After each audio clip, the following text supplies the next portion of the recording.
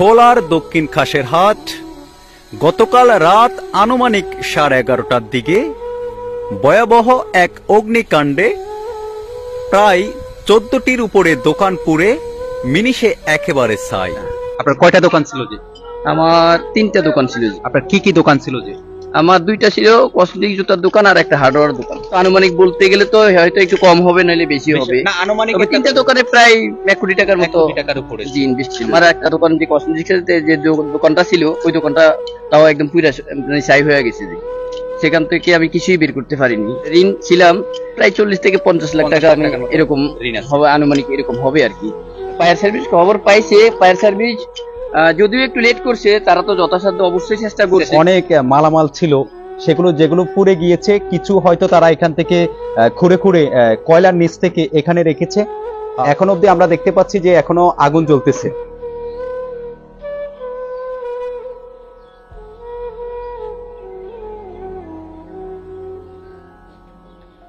একটা ফলের দোকান, যদিও সেখানে ইনভেস্ট কম ছিল, কিন্তু গতকালকে 10টার দিকে এক লোকে জমি বিক্রি করার টাকা প্রায় 5,75,000 টাকার মতো তার কাছে জমা রেখে গেছে। সেই টাকাগুলো পর্যন্ত পুরা ছাই হয়ে গেছে।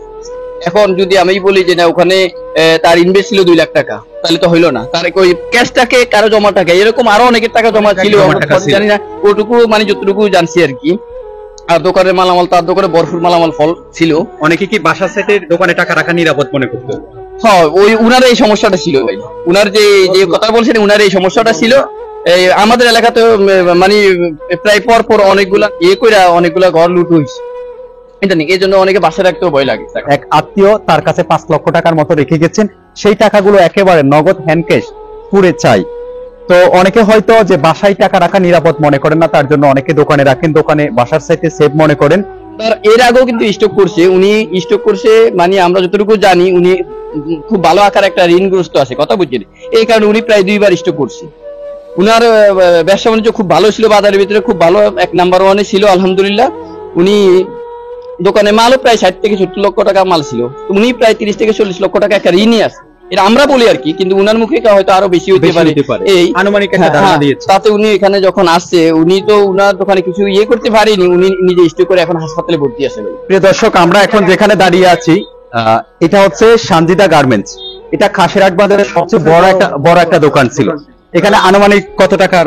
70-80 লাখ টাকা, 70-80 লাখ টাকা, মানে খাসেরহাট বাজারের সবচেয়ে বড় দোকান ছিল। হ্যাঁ, আর ক্যাশ ছিল 5,52,000 টাকা। এটা এই দোকানে ছিল। হ্যাঁ, এই দোকানে ছিল। হ্যাঁ, কিস্তি ছিল, আর ছিল ধরেন মহাজনের কিছু টাকা দেওয়ার জন্য, এগুলা মানে করছি। আর এটা কি আপনার দোকান ছিল? না, আমি এই দোকানে কর্মচারী ছিলাম। আচ্ছা আচ্ছা। যখন এই দোকানে আগুন লাগে তখন আপনি কোথায় ছিলেন? আমরা বাসায় ছিলাম, আসা দেখে এটা টোটালে আগুনে।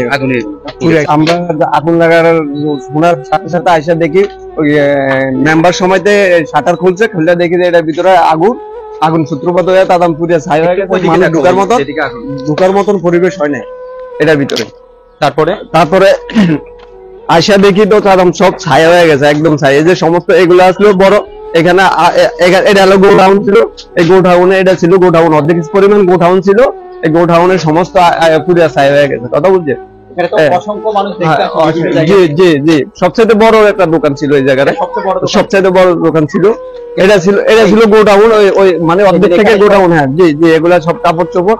ওইদিকে আরো আছে, ওই যে এইদিকে আরো আছে, ওই যে এইদিকে সকালবেলাও আগুন জ্বলছে, সকালবেলা ওইদিকে। আর ওইদিকে যে সকাল পর্যন্ত, হ্যাঁ এখানে আগুন ছিল সকাল পর্যন্ত। এই যে এইদিকে এই যে কাপড়, এইদিকে কাপড়, এই যে দেখেন এগুলা সমস্ত কাপড়, ওই যে দেখেন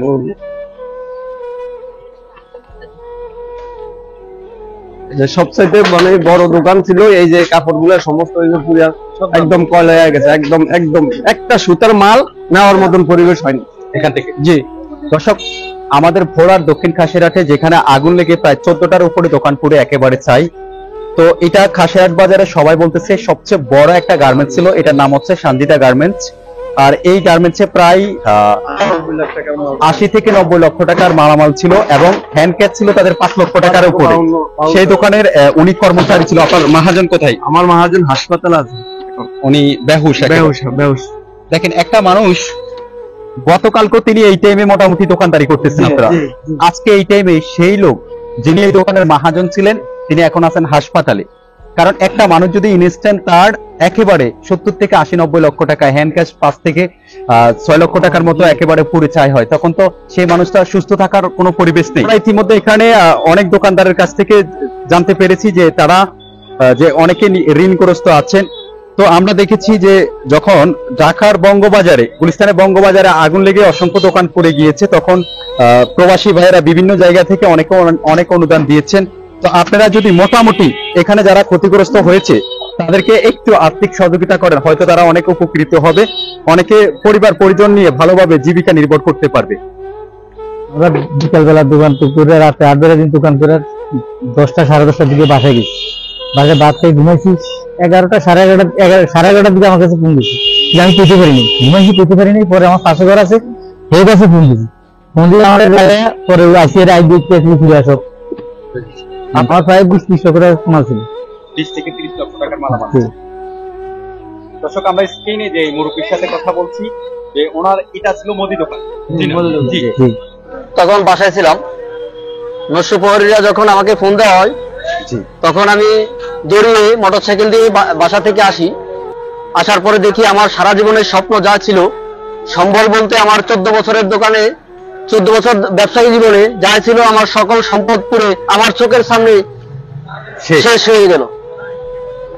ইতিমধ্যে আমি বিনীতভাবে অনুরোধ করবো তজুমুদ্দিন ফায়ার সার্ভিসে আরো কিছু মালামাল দেওয়ার জন্য, কারণ এই তজুমুদ্দিন ফায়ার সার্ভিসের মালামাল না থাকার কারণে আমরা এই অগ্নিকাণ্ড থেকে বাঁচতে পারি নাই। আমি না, শুধু আমার পার্শ্ববর্তী ব্যবসায়ী প্রায় 14 থেকে 18 জন ব্যবসায়ী একেবারে নিঃস্ব হয়ে গেছে। তার মধ্যে উল্লেখযোগ্য আছে ফরিদ গার্মেন্টস, সঞ্জিতা গার্মেন্টস নামে পরিচিত, উনি অনেক ক্ষয়ক্ষতি হয়েছে। আমি তো বলবো যে এই 14টি ঘরের যে সকল ব্যবসায়ীরা আছে, ওই সকল ব্যবসায়ীদের সারা জীবনের লালসা, স্বপ্ন যে যাই ছিল সকল কিছু নিমিষেই নিশ্চিহ্ন হয়ে গেছে। এই নিশ্চিহ্ন, যদিও আমরা আল্লাহ পাকের কাছে লাখ কোটি শুকরিয়া আদায় করব, কারণ এই নিশ্চিহ্ন আরো তীব্র হতে পারত, এই তীব্রতার প্রতি হতে পারত।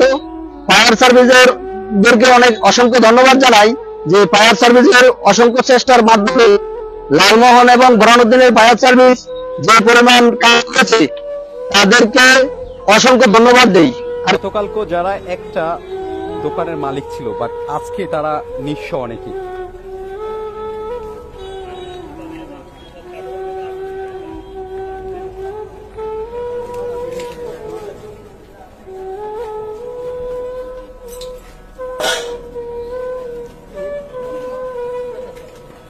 গতকাল খাসেরহাটে যে অগ্নিকাণ্ডে ভয়াবহ দুর্ঘটনা হয়েছে, সকলের পরিবারকে আল্লাহ রাব্বুল আলামিন ধৈর্য ধারণ করার তৌফিক দেন।